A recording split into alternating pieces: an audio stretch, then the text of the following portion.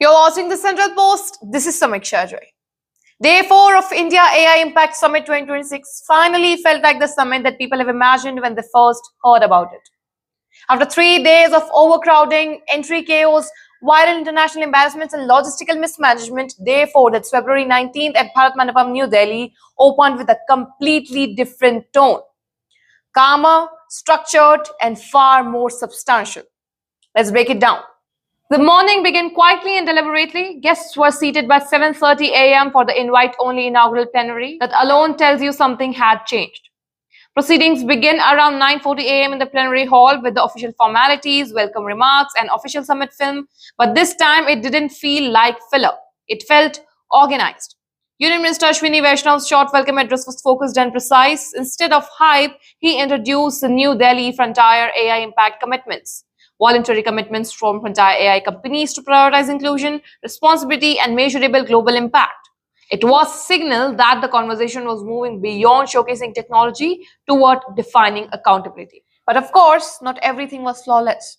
I'm talking about the viral photo op moment, where PM Modi tried to get everyone to link hands for unity pose, which quickly turned into meme material when Sam Altman and Dario Amodei chose to raise fists instead.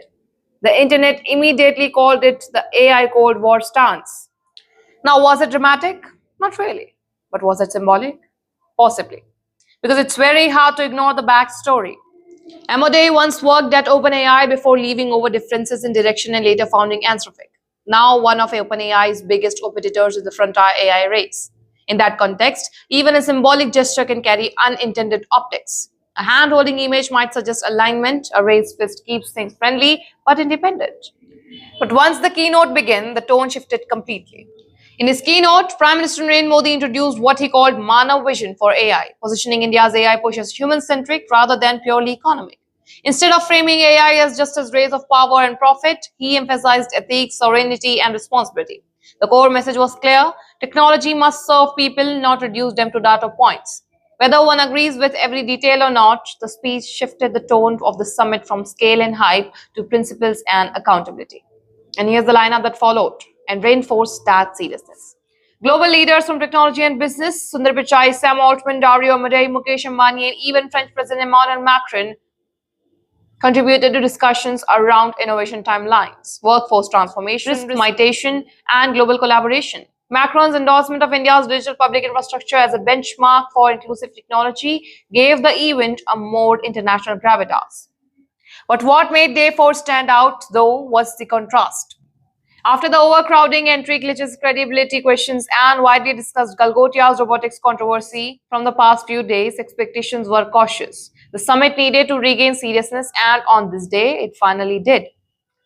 It's too early to declare the summit a complete success, but Day 4 showcased its potential. The difference between ambition and execution became visible across the week. India's desire to lead in AI has never been in doubt. The turnout of tens of thousands of young attendees made that clear. The challenge has always been whether systems can match that ambition. If the spirit of Day 4, focused, accountable, globally engaged, becomes the standard rather than the exception, then the summit may ultimately be remembered less for its early chaos and more for its pivot towards meaningful leadership. And perhaps that's the real takeaway. Not perfection, but correction.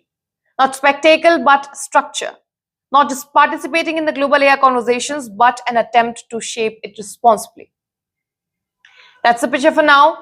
Keep watching the Central Post and we'll keep you updated with whatever else unfolds on Day 5.